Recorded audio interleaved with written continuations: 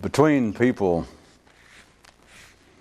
who might be able to hear, between those who might know what they're talking about, any preface to what's being said is very problematic in worth, and especially a lengthy one. But for you people who may be tuning this in for the first time, the news items, these little stories that start this off, if you're going to continue to watch tonight, struggle against any inclination immediately to take them literally. I'll have more to say about it before I start my actual comments. Each man who learns the secret, should he decide to talk about it, must, as it were, invent his own new language to attempt same. But in that an entirely new tongue would be understood by no one, if used exclusively, he must take the words and ideas already available and filter them through the prism of his new knowledge. Thus it is that talk of the mystical can sound both familiar, yet somehow foreign. There is one strain of myths which say that evil will ultimately overcome good, and that the only act of heroism to which a man can aspire is by his continuing to resist evil even though he knows he faces certain defeat. And a more alert man from such a notion might derive a lesson regarding the mind and its natural attitude toward what it perceives to be the struggle between ignorance and understanding. As part of his continuing at-home education, one father gave his son this psychological insight. A man with convictions has a stick up his ass. And the lad smiled his appreciation, adding the comment, and I assume you're drawing a distinction between knowledge and convictions. Another way you might be able to identify a real mystic. He might be the kind of person who learned more from his dog than he did all the world's mystical books. Might. A common inner message of all heroic myths is that, although by no amount of wisdom, strength, goodness, or good deeds can man save himself from death, he can from a dishonorable life. Pertinent to the laws of physics and the stratospheric arrangement inherent in human thought processes, one man offers up his take on the matter. Remember, says he, as your mind is engaged in its normal operations, that both hot air and bullshit rises. If he be onto something, then reconsider your overview of man's collective intellectual standing. Oh, we received this letter.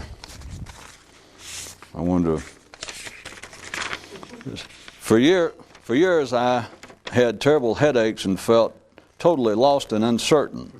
That is, I thought I did until I started watching your show.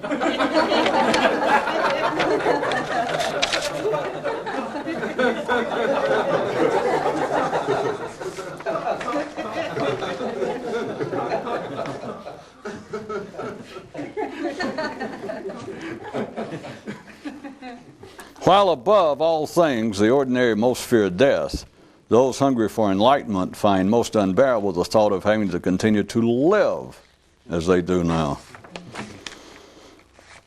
As the collective life of man becomes increasingly complex, the simple are to be less and less trusted. And so too does it play itself out within the minds of individual men.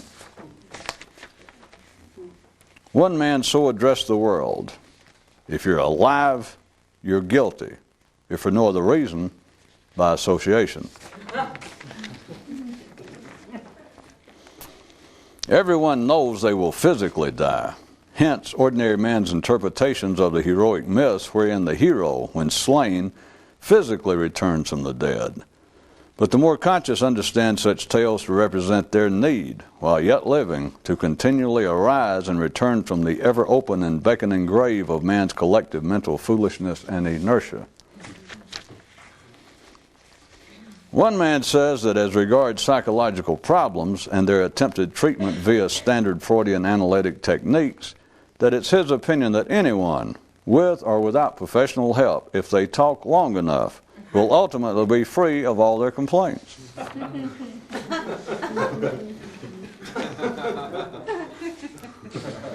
The ordinary like to discuss and debate ideas for reasons too obvious to note. A man who knows it all can never tell anyone all he knows. Only those who know less can do that. The mythical king said to his knights, "Ponder deeply. If no amount of knowledge or chivalrous deeds will save a man from the ultimate defeat of death, what is there left for the warrior but courage?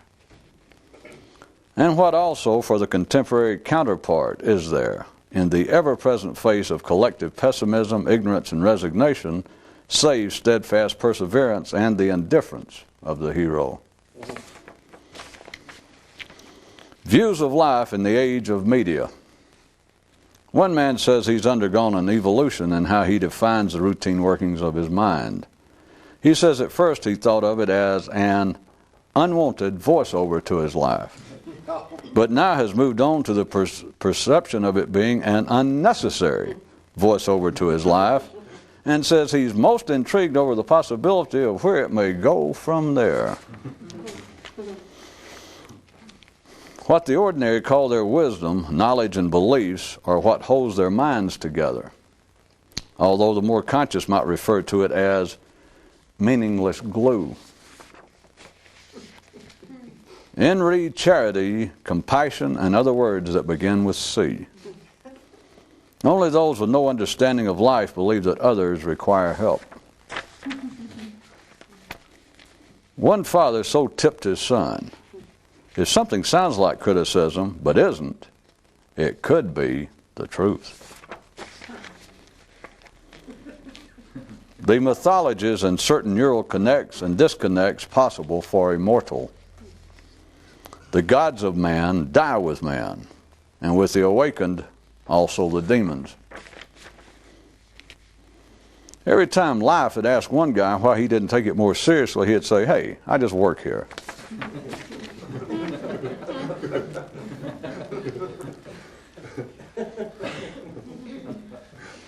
The ever-present virus of non-physical aggression, so detrimental to those in search of the secret, only infects when given a voice to speak.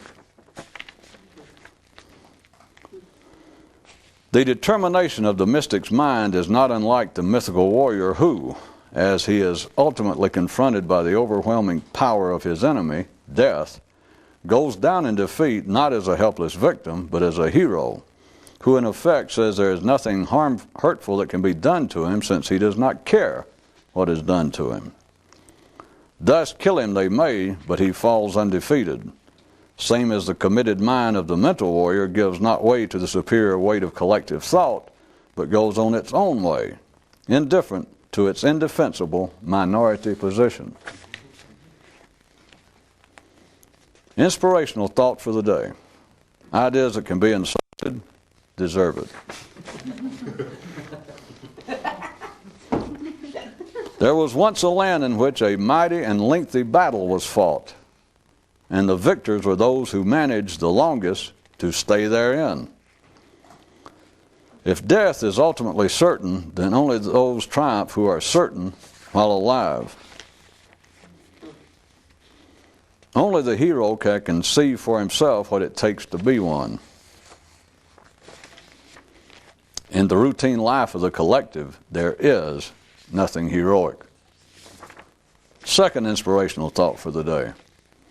Ideas that can be wounded deserve it. The initial success of the nascent warrior is in his realizing there is nothing to overcome but himself. But the ultimate triumph of the awakened hero is in his realizing there is nothing to overcome.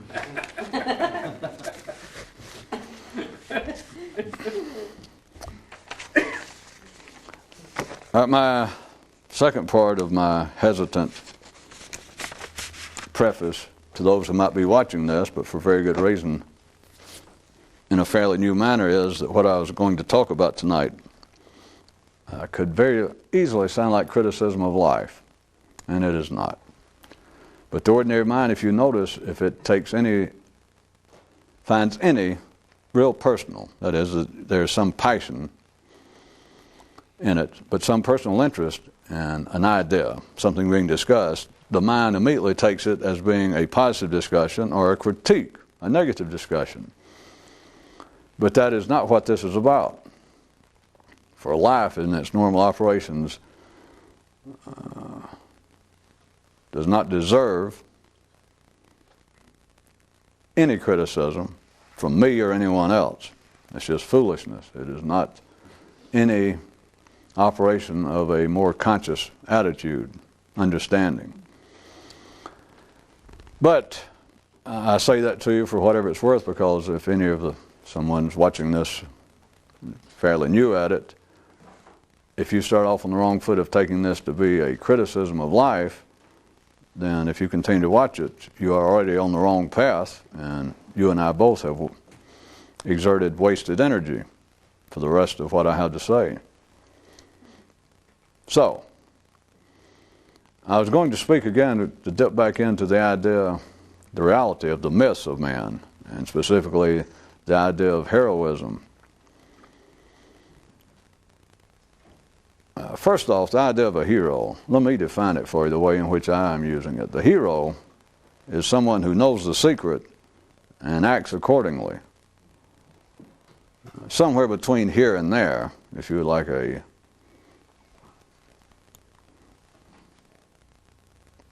amateur version. If you would like a less than fully realized version, it would be at least a person who lives in such a way that they do not feel guilty, and none of their behavior motivates them to explanations. That is included in my original description. The hero would be one who knows the secret and lives accordingly, because the living accordingly engulfs what I just described. And also notice that the collective of humanity never produces a hero. I'll probably mention that again, but I say that on the basis that ordinary thought, even sophisticated, literate, educated minds perceive otherwise. The most common explanation being that the times will produce the man for the times. And such ideas that a nation can be overrun by some aggressor, and within the ranks of the attempted resistance movement, that some man of the military arises, or some politician, but it's usually a military man, arises to lead the resistance, and against overwhelming odds, sooner or later, the tide of battle swings in their favor, and he becomes a hero. And they say that the needs of the people are what produced the hero, but that is not a hero. The real hero is strictly a product of some individual motivation. It is something that springs through an individual man of a strictly individualistic nature, and it has nothing to do with the attempted salvation or assistance to his fellow man. The collective cannot produce a hero in the sense in which I am describing it, and I am telling you in the sense that it was originally intended. It shifts and it changes, but it's not because the myths change, not because the notion of the heroics change. It's because they change man's conception. In other words, as always, people have it more or less backwards. Men do not create these myths, the heroic myths. The heroic myths help create men. And so when the myths apparently change, which I'm about to get into a specific example, it's not because, well, I just told you. You figure it out. There is a whole there was a whole series of myths. And also, since some of you, I assume, have figured out, oftentimes I'll stand here and refer to myths of certain types or stories or religious figures or mystical figures of which you've never heard, and I'll go on with it, and oftentimes I do not have any in mind. I just say that because it fits in. It gives most people an easier entree to follow what I'm saying, for me to say, well, here's a series, or there was a whole area, an era of myths that I have in mind that you have never heard of, or very unlikely you've heard of it. And I go through all that and make it sound like something historical of which I'm aware, but I just want to point out, because I assume some of you already suspected it, I do not have any myths in mind. I'm not referring to anything historical. I'm referring to the reality of it, but I have nothing in mind. I just start doing it, and I make it up to fit. That does not mean there were not such, but that's for people who wonder if I'm in some way trying to insinuate or induce people to go pursue the reading of myths. But here we go. In this case, it just so happens, now that I've given you that off the book's preface, this so happens to have actually been some myths like this. It is. Well, I already referred to it in the news items, and that is there were at one time some myths that is opposed to, especially in the West. That's not important, by the way. It doesn't mean that the West is stupid and the East is intelligent. But I'm just saying it's, at any rate, it's neither here nor there. But the stories with which most people are aware today, the myths, and by that you understand I include anything, including all the religious stories. But they're myths, if it has to do with activity. From the simple people's view, it's always a figure. But if it has to do with activities or a figure of some apparent supernatural, extraordinary nature, that's a myth. Whether it be supposedly about the sons of Jupiter, the sons of Jehovah. If it has to do with activity and people that are apparently of an extraordinary, that is, supernatural nature, that is what I'm referring to as a myth. There was a whole series, some myths that are now just almost unknown, that it's opposed to the myths that are normally known, which are assumed to be, they're categorized as being positive myths. The general overall, that is, if you ask a Christian to explain the mythology of Christianity, or a Muslim describe the mythology of Islam, they will describe it, assume they're just an ordinary follower, someone interested in it, they will describe it in a positive manner, that it is the history of man as per the telling of God, Jehovah, Allah, and how his master plan will eventually succeed, and that those who abide themselves by his teaching, by the rules of the church, or by that particular God, those who align themselves will be part of the eventual triumph of good over evil. That eventually God wins is the point. Eventually goodness wins out. And to help explain it, of course, with ordinary minds, finite minds, is that although it appears to be otherwise, usually within one's lifetime, then the concept arose of a life after death, wherein it will turn out that goodness did win. At any rate, I know there are people wandering around outside the mainstream, or there would be someone that might try and dissect some specific religion or some cult or some faction in some religion and say, well, they're not that positive in their attitude. But the overall mythology of humanity is that eventually goodness wins out. The ordinary mind cannot conceive of when, because the ordinary mind looks around, and as far as they're concerned right now, evil more or less is getting the best of them. But there were myths, now that I'm saying, that are in complete contradistinction to that said that evil would eventually win out over everything, that evil eventually wins out over the gods that man creates. And evil, if for no other reason, if taken no further than this, evil is easily definable and conceived of as death. Because it is. What is the ultimate struggle for someone alive? It's to stay alive. And are you going to win? No. But that is a little too blunt. That is a little too obvious. I'm not being sarcastic. It simply is. For the ordinary mind, it is too blunt and obvious to be of any useful intellectual value. That, in part, gave rise to the myths, the mental interpretations of a struggle between good and evil, wherein goodness eventually wins.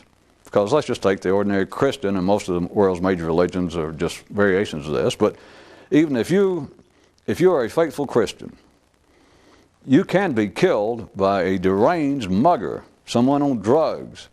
You could be killed by an infidel, someone who's not even Christian. In other words, evil could take your life. But assuming that you are a faithful adherent to Christianity, the day will come, there will be a day of final reckoning, a day of judgment, wherein God calls everybody, the living and the dead, to task. And God being goodness. And so eventually, everybody's going to get their proper deserts. That whoever killed you will pay for it. Not now, obviously. If he kills you. But that goodness will prevail. That is all the world's religions. If for no other reason, if just take a wide view, that is the purpose they serve. It is like a broader support of our civilization itself, you could say, is a lesser aspect of the religious view, because it is also the view from a more secular level that civilization, becoming more and more educated, becoming more sophisticated, will eventually win out over the crude, feral nature of man. That of all we got to do, if you are a humanist, if you're a non-religious, your view nowadays would be, if we continue to become more and more civilized and educated, that will be the triumph ultimately of goodness. That we will educate, we will redistribute wealth, we will look after the poor, the downtrodden, we will do all this, and pretty soon there will be no such thing as evil people. That circumstances in some way have created evil, and eventually even humanity, through its own efforts, can be so good, become so civil, who knows when, but someday. That's what the track we're on if you are a secular-minded person. At any rate, I want you to understand that all sane people adhere to the belief, their attempted universal belief. Again, we all know that at the immediate anecdotal personal level, you continually feel as though you are being downtrodden, that evil is winning out. You don't get the right promotion, and you don't hit the lottery and all that you feel like people at work mistreat you, people who are less deserving, etc. But still, what I want you to understand, the ethos, the mythology of humanity on this whole planet, no matter what religion it goes on, is that goodness wins out someday. But there were myths, and at the time and at the place they were as specific, and they were taken as literally by the people who heard them, and as figuratively by those who heard them better, but as literally what I'm describing, that said, nay, evil wins out. There's no question. And the mythology also conjured up images of at least demigods. Sort of in the same way, if you recall, that the Greeks looked at the gods as they were, kind of just overblown humans. They had superpowers, but when they had weaknesses, they were super weaknesses. That the gods could get drunk, fornicate, steal from one another, trick people. But they were like demigods. They were like some sort of a imagined bridge between what man is now and what he might be. So anyway, in the myths to which I refer, they had the concept of what they call, let's just call them gods, but in the sense you understand, not a supreme God, but in superior people, people of a slightly different, of a subspecies of man, of a sub-superspecies of man. But the gods themselves, they understood full well that they would go down in defeat. And so if they understood that, and they knew that they were destined to finally fall in defeat to the forces of evil, then what chance did man have? I mean, it was even a more foregone conclusion that you would go down in defeat even if you aligned yourself with the gods of that mythology, of that day and time. That it's already in the mythology itself. It said, hey, the gods will eventually, they're just waiting, they know it's going to happen. It is inescapable. It is not open to any possible alteration. It is destined that they will eventually fall to the forces of evil. And so therefore, you align yourself with them, you're in for the same.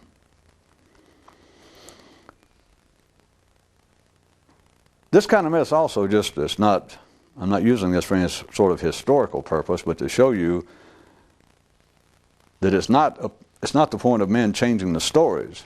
The stories change to fit humanity. Is that there have been passing, and I'm sure it's still popping up in little pockets, but even historical looking back, they're considered to be eras wherein a kind of belief in fatalism experienced some ephemeral popularity. It even happened in Western Europe, the Protestants. There's still remnants of it. It was in Greek and Roman philosophies that kept popping up. That is, it would sound like on the surface the same sort of thing. Well, the idea in Christianity was predestination, which is the same thing. That is, there is a fate that will befall man. The only thing about predestination was that their idea in Protestantism was that God had already decided who was going to survive, who was on his side, who was capable of being heroic, and who was not. So you could say that it was sort of a watered-down version. But notice it did not even survive and experience any great popularity, because it defies everything that the human mind believes as its ordinary makeup, free choice. But now back to the story. In the free choice, I'm not holding up these myths as being a supreme definition of what life is, you understand. I'm just showing that there's another version, and it was based on something quite real. Because even though humanity in general, under whatever banner now, all civilized, sane people adhere to the belief that goodness will eventually triumph. But now back to the myths to which I refer. They said that evil would eventually triumph. And what is more evil than death? But the ordinary minds, now I'm jumping back to ordinary sane people now, even though they have now rejected, it is not part of the mythology of humanity in general that evil will prevail. Death will prevail. And the only way they could escape that was the sense of an afterlife, to throw that into the mythology. But in the mythology to which I refer, there was no afterlife. You were simply, if you aligned yourself with the gods, which was the proper way. The mythology did not entail that the possibility of holding out the positive offer of, well, you can align yourself with the gods if you want to, or with the forces of evil, who are eventually going to triumph. It was not a mythology. It was not a mythology that was promoting in any way. Let me make that clear in case you've got some notion otherwise. It was not in some way inferring like, well, hey, get on the side of evil. No. It was no more that than it is right now in Christianity or Judaism or Islam. It was not. In any way. Because you would not be a hero. And here's why. To them, the heroic action of what it was putting out, not in particular these words, but what it was putting out was, we're all going to die. So whether you have aligned yourselves with the forces of good or the forces of evil, you will die. And if death is the ultimate defeat, then everyone will be defeated. Whether you're on the sides of the gods, the goodness, or the side of evil. So what is the only possibility of being heroic? That is to undertake what you know to be a lost cause, but you have to do it willingly, you have to know it knowingly, and to be thus defeated is not to be defeated. That would be the only heroic action. It's a choice between passive death or unyielding resistance.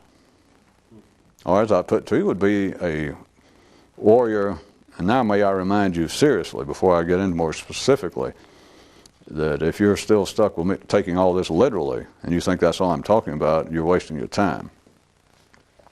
But, back to it, because it has the potential for a certain surprising ring to people, to get you going in another direction. That, now back to the myths themselves that many people took literally at the time, that since everyone will die, you got your choice. You got no choice about dying, but you only got one choice. Will you go down passively or go down resisting? And to go down resisting is to simply not care. That, to put it in those words in English, is absolutely offensive not only to all religious people, it is offensive to all thinking people, all ordinary, sane, intellectual people, to say not to care. It offends the sane, educated, civilized sensibilities of all decent, ordinary people, to put it that crudely. But now back to what it is. If you're sane, decent, and either religious or at least just humanistic, civilized to the highest possible degree for you, if you're either that or you're an uncivilized, uncouth thug, you will both die, and you both know it. what is the only chance for a heroic action? Now, the ordinary mind says, well, live by some philosophy. Try to live a decent life. And that sounds, compared to the two possibilities, two ordinary possibilities, that would sound to be the better of the two. But a hero, unless he can conceive of what it is himself, is no hero. That is, if you're a true Christian, if you live the best you can by the Christian doctrine, by the Judaic code, by the Islamic code, if you live the life of an upright Buddhist or Hindu, you're not a hero. You're simply not. You are you're going to die passively. And the more, this cannot be proven, and it's not even very interesting, you either see it or you don't, to try and discuss in words. The fact is, the more, if there was some way to measure this, the more that you are a passionate, true, whatever, Christian, Jew, Hindu, the more is your death passive. The more have you resigned yourself. How can you call that? If you can see this or not, I can't stay on it, it's a waste of time. There's no way in which that is heroic. That is how ordinary minds end up interpreting all these myths, even the ones they think that they now claim are true, like Jesus, the life of Jesus. They interpret, since it is death that frightens them, since they do not see past the ultimate defeat of death, then their interpretations of the slaying, the death of the heroes in their myths, such as Jesus in Christianity, is that he physically returns from death. Do you understand that misses the whole point? Not to ordinary people, because remind you, this is not an attack on ordinary people. It's not an attack on the religious and their beliefs. But for an individual to find anything worthwhile in that, if they're wired up to be interested in such as this, you have got to see the collective in no way can produce a hero. And also notice I threw in tonight in the items, a real hero is never seen. It doesn't mean that suddenly the collective can produce imaginary heroes, like they make a hero out of Jesus, make a hero out of Socrates, make a hero out of Muhammad, and 1,000 others. But if they indeed existed, if somebody existed that resembled the guy Jesus that they talk about, he produced himself. He was not a hero to the collective. The collective did not produce him. Contrary, I've already tried to sort of insinuate to you, there's no way that you can particularly use this. You're either... All heroes are sui generis. All heroes damn near spring from nothing. That's not possible, of course, but all heroes are seen to some degree as rebels. And they will life even allows it to remain in the collective accepted history. Such things as Jesus and his outburst at the rabbis in the temple about how things were going. They're all full of that. It's all the mythical heroes, even through ordinary interpretation, were in some degree rebels against the mythology of the time. The collective cannot produce it. Christianity cannot produce a Jesus. Judaism cannot produce a Moses. Buddhism can't produce a Buddha. I mean, even now. And I don't have to preach to those who know, because those who know, you know that already. Only you know what it is. If you have the potential to be a hero and to be able to be unyielding in the face not just of death, because we're all going to die. That's not the kind of death that a would-be mythical or mystical hero fears. What you really fear is living like you are now. Screw death. I can't live another year like this. And of course, most people, not just a year, you think, well, Jesus, I might live another 30 or 40 years. I cannot do this. But the average mind yields to that. You passively die is where all these stories come out through their kind of would-be metaphorical interpretations of a man must die before he dies. They even repeat that in organized religions, even in Christianity. They'll say, well, look, Jesus said that a man must die before he dies, and that sounds great. And all they can do with it is say, well, you've got to in some way go through a ritualistic death. You have to verbally say, yes, I died to my old self, and now I am an adherent, I'm a follower of your teaching. I have joined the collective of Christianity. Now, that's the best they can do. When I say the best they can do, they're satisfied with it. I don't mean it's the best they can do from some judgmental view on my part. If they're satisfied with it, as they would say, so be it. But it does not produce any heroic understanding, because a hero is not somebody who simply behaves. It is first based upon understanding, and then it was that your actions then are according.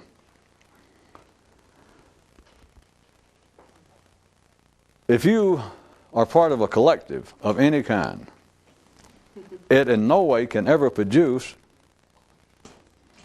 heroic action or heroic understanding. It is not its purpose. That the hero is always a solitary figure, and that's not in some way some sort of poetic pessimism or some sort of melancholy, like, oh, the poor hero, always off alone. Well, hell yeah, he is.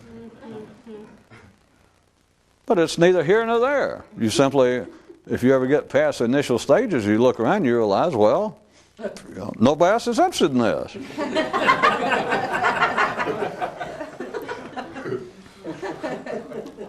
And if you can see that and you're still interested, then just, it's a simple fact that goes along with it. You're already past the point of being pessimistic. And because what good is it? It's just irrelevant. You just finally come to the understanding that I'm in this alone. And you certainly understand, and that's open to some question. Of course, you might find one or two other people, but I say you're in it alone compared to all notions of collective activities of man. That no institution of any kind, be it educational, religious, artistic, social, political, that they are not going, that in no wise, even if they say that they're exactly interested in what you are interested in, the day comes that you simply realize it's not so. And they don't realize it's not so. And you'd be a bigger fool, or you'd be wasting your time as much as they are to stick around and argue with them. They'll think, well, wait a minute, I will shake the pillars of this false institution. I'll bring it down like an allegorical Samson and show them the error of their ways. Okay. The one thing that those stories don't really point out is the temple falls on you too. The point being, you stick out your tongue at life, and you find out life can be a cold mother, and you suddenly find my tongue is stuck to it. There is nothing to criticize when you find out that the myths of humanity, the collective activity of humanity, even under conditions wherein they state otherwise, and I know that's true, religion in general, states that, like I say, if you came from another planet or you suddenly sprang up out of nowhere and you were interested in being more conscious and you looked around for 2 or 3 days or 2 or 3 hours, you'd run across religion in the yellow pages or on a billboard or somewhere, and you go, that's it. And you'd rush right in. But you've all been through that. There's no criticism necessary. There's none deserved. You simply come to the point of realizing there is no collective activity in the life of man that is aimed to this. It's simply a fact, and that's the end of it, and there's nothing else to say. But I was going to point out, after giving that warning again, and not having to do with the life of man, or any criticism thereof, but how this is also the inner life of one man's individual intellectual processes. And that is, once you've taken care of instinctive needs, which collectively, in our day and time, people under conditions to be able to even watch this on television, I don't care what country or when they see it, if you're in a condition to watch it on a television set, then collectively, wherever you are, you're past the point of really having any great instinctive pressures on you. That is, you're eating, having a place to stay, and that's about it. But beyond that, then what are we left with? And that is the feeding, the entertainment, but the feeding of the human intellect. And the two major possibilities, though not obviously generally analyzed in this manner, but is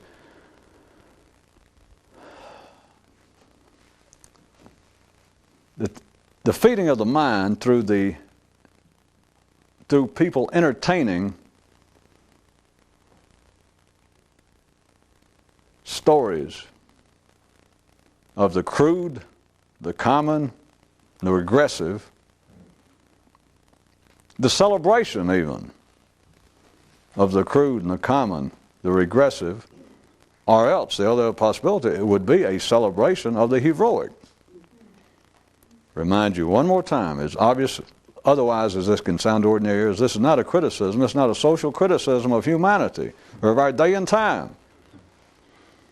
It does not stop an alert ear from being able to hear things pointed out as they are, though. Notice, is there such a thing as a celebration of the heroic in the life of man? And I don't mean in 1996 in the United States. And I don't mean in 1950 in France. I mean at all times and all places. Transcendental knowledge is not specific. It is not local, it's not anecdotal, it's not nationalistic, it's not tied to anything or any time. But just look at the history of man. The artistic, that's all we're talking about, the civilized artistic history. It's all outputs, products of the mind, not products of his body, not the fields he's plowed, not the homes he built just for shelter. But when it gets into the world of architecture, when it gets into the world of assuming, for instance, that architecture can be a metaphorical, spiritual message, into the entire historical output of the human intellect, where can you find a celebration of the heroic? I know that men attempt to see it, and there are varying degrees, and the closest they come to seeing it is normally in the world of religion and bleeding over into the so-called world of art. But notice how spotty it is. It in fact is what has given rise to the idea of great works of classical value. Let's just take literature. That's the obvious one, or it should be, that we have all throughout the world, East and West, considered to be sort of canons of classical literature. In the West, for instance. Look at what it amounts to. Usually somebody compiles a list. They're hard-pressed to come up with 50 that seem to be agreeable to the collective of that place and time's intelligentsia, the educated. And what does it amount to? I mean, hell, there are 50 schlocky, or what do they call them, those romance novels. I'm not picking on them, but these romance novels. I read some figure that there's something like 10 a day published every day of the year that make money. Television, movies, look at it. Does anything celebrate the heroic?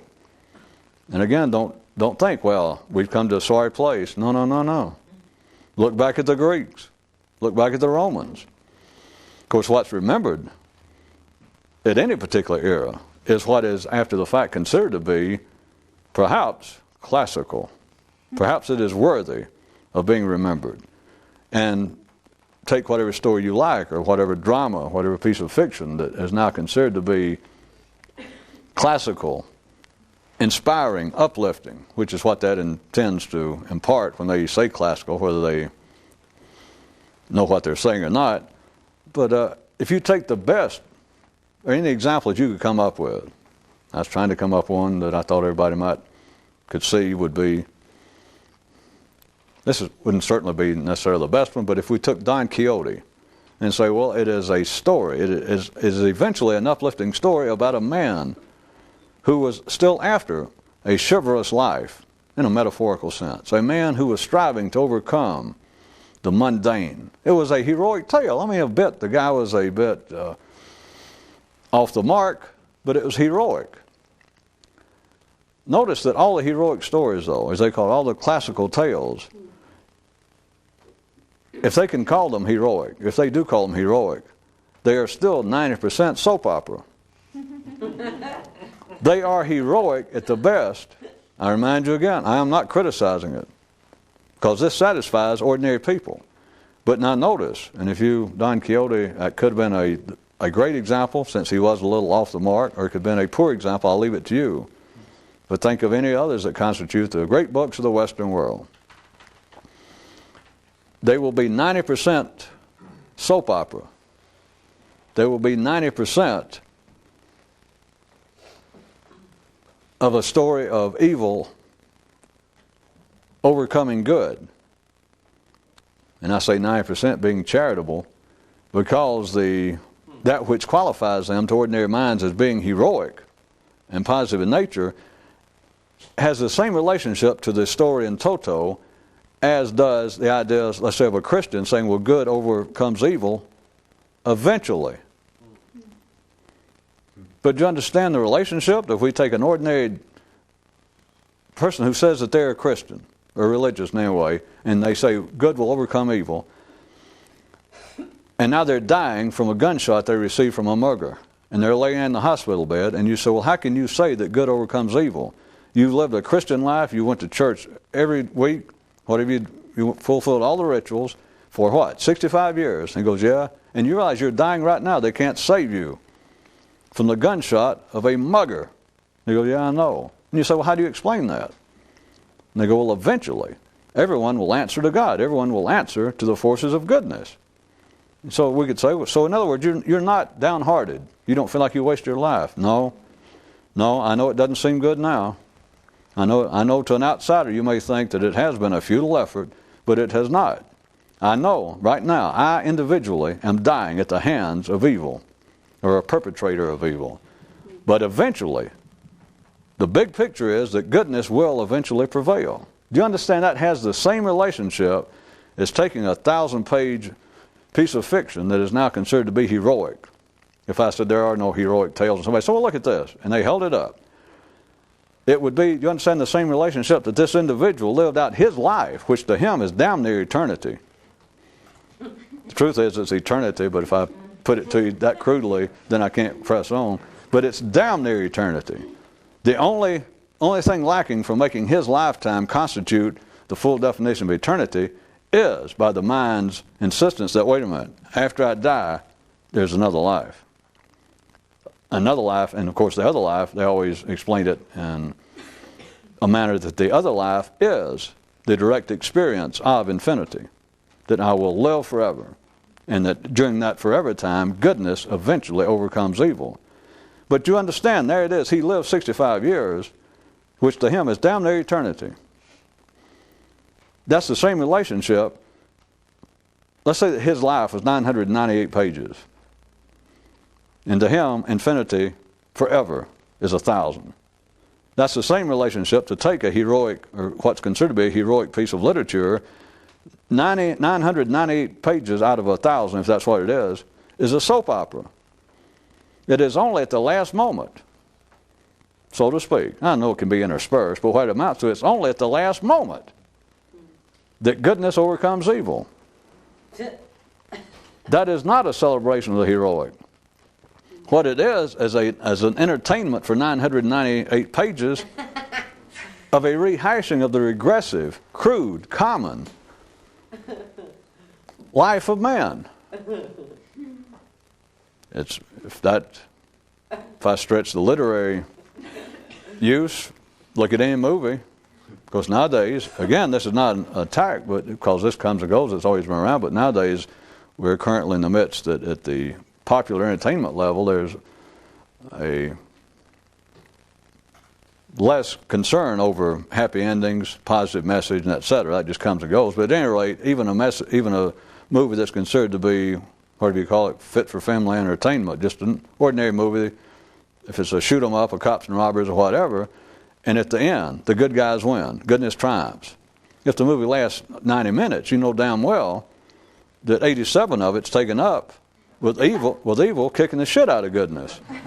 The cops get shot, good people get killed, decent women get raped, children get run over by cars, ministers and rabbis get mugged and thrown off buildings. And it's only all right, you laugh. And it's not, don't be cynical and don't be sarcastic or you're going to miss the whole point. And it's not Hollywood, it's not modern times, it's the human mind operating under the limitations of it perceiving it to be an even-numbered dimensions of even-numbered, or reality of even-numbered dimensions. But the mind accepts it. Notice you don't go to a movie, and I use you as a generic example of humanity. If you're the type to go to a movie or read a book, but go to a movie. And it's just an average movie where goodness is going to win at the end. It's a cops and robbers. And you're waiting. You expect at the final minutes, goodness will win. Do you go in, you or anyone else, and for that first 88 minutes, where goodness keeps getting the worst of it, do you suddenly begin to get upset?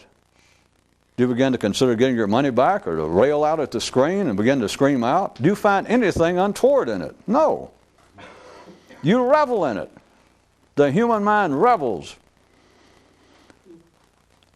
I said celebrate in the widest possible sense. You enjoy it. The human mind enjoys it. It promotes it. It seeks out the presentation of all that is crude, regressive, harsh, hostile, inhumanity. For a very good reason, not because we're evil. It's because that is what still constitutes the majority of what is man.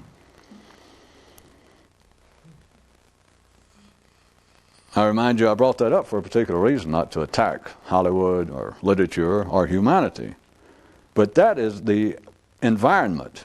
Always has been, nothing new, but that is the environment. That is a kind of distorted, almost Valhalla, in which a would-be hero is attempting to live. You're living in the midst of an environment wherein not just is evil going to win, it's expected to win. Your mind expects it to win. But if you ask people coming out of a movie, if some way you could do it and get their attention, say, well, I'm just doing a survey, I'm a sociologist, and we're watching that movie. We've already timed it, and right then where the good guys caught the serial killer and all that, and as far as that being something positive, of the good people winning in the movie, the good town folks or the police, we just went in there and measured. We're just interested. We're students. We're sociology class. We measured out of the 90 minutes that movie ran, only 2 minutes and 12 seconds were given over to any sort of positive message or any insinuation that goodness was prevailing. Did you happen to notice? And you're saying, no, just like you don't care, you're a student. And people are going to say, well, no. You go, well, if I'm correct, I'm telling you, all of us, we've measured it, and anyway, that's what we all agree to. Now that I tell you that, do you find that upsetting in any way? Well, no. And so you didn't notice. Did you enjoy the movie? Let's say they say, yeah. I mean, you enjoyed it. You recommend it to your friends. Well, yeah. All right, and so you don't find anything unusual then at the time that you sit there for 90 minutes. Now you say that it was well worth the money, and you'll recommend it, yeah. And you don't find anything unusual that for 88 of those minutes, evil, I'm talking about evil by anybody's definition, illegal activity, harm to helpless people, death, mayhem, chicanery, was just running rampant, and you don't find you didn't find anything unusual. It didn't strike you in that way. And they'll go, no. There is what you're faced with until you realize that you're in it alone. But notice, that is not fatalism, and it's not pessimism. Because, well, if it turns out to be that in you, if it produces that in you, then that's the end of you. But it is not fatalism. But if you try and describe that just out in public to people, that's all it sounds like. That's all the mind can make of it. And it has to just turn its head aside in the same way that you point out that a 90-minute movie that you say had a good positive message to it was 88 minutes worth of nothing by any ordinary person's definition could be constituted as being a positive message, as being a celebration of the goodness, the heroics in man, not the goodness by somebody's definition, not that they were good Christians or Jews or Buddhists, because you either understand what a life of a hero would be or you don't. It is certainly, I repeat, it is not by anyone else's definition. That's just a fact. That's why there is no real definition of hero. That's why I went ahead and defined it. That's why there is no common denominator to the mystics of the world. No matter what the ordinary think, there is no common pattern to being more conscious. It is a strictly individual situation, and there is no way in which the collective activity of man, and they got nothing to do with it, but there is nothing in the collective activity of man that will feed or produce a hero. And the sooner you realize that, the better. Because it's not pessimistic and it's not fatalistic. Because it now refers you back to the little known myth. the mythology I was referring to, that in those mythologies, even the demigods, everybody is going to be overcome by evil. Everyone will die. There will be an eventual battle wherein all forces that resemble goodness, anything claiming to be goodness, will be destroyed. The evil will triumph. And from a certain way, when you hear that, if you've got some spark of the would-be conscious hero in you, it does. It's why I brought out death. It does strike you as, you might as well face it, that in one sense, evil is going to triumph. But not in a pessimistic, not in a fatalistic way, or else you've missed it. If it does that to you, then you've died twice. You've already died before you died. But no, you've got to look at it from that kind of cold-blooded, non-imaginary way. To just take ordinary descriptions, the collective's idea that the most Christian-like, the most charitable, the most humane person on this planet will die in the same way as a serial killer will die. That there is no amount of good deeds, there is no amount of charity, there is no amount of goodness of which a man is capable that will forestall death. It simply will not. What's pessimistic about that? What's fatalistic about that? Once you can see that, and plus once you see that up here is the only place that matters, but once you even see that about death, then you realize there is only one thing that's possible for a man of any heroic attempt. Privately, you understand, this has nothing to do, no one ever knows it. If anyone observes it, then they're not observing heroic action anyway. They're observing a sham. They're observing someone who would like to be a cult leader, the head of a mad dog pack, because the heroic action is never seen. Real heroes are never seen. It is a private internal battle. But once you realize that no matter whether you align yourself out in the collective, out in the ordinary world, it doesn't matter whether you align yourself as you say, well, I'm a Satanist. I'm in favor of evil. Or you say, I'm a good person. I try to be. I'm a Christian. I'm a Jew. I'm a civilized person. You understand? It doesn't matter. The day will eventually come that there's a struggle between the goodness, the forces of good, which you say you've aligned yourself, you try to be, and the forces of evil, which is death. Death will win. It's not open to debate. There's no speculation. There's no, well, maybe I'll overcome it. Maybe if I hang around these good people, they die.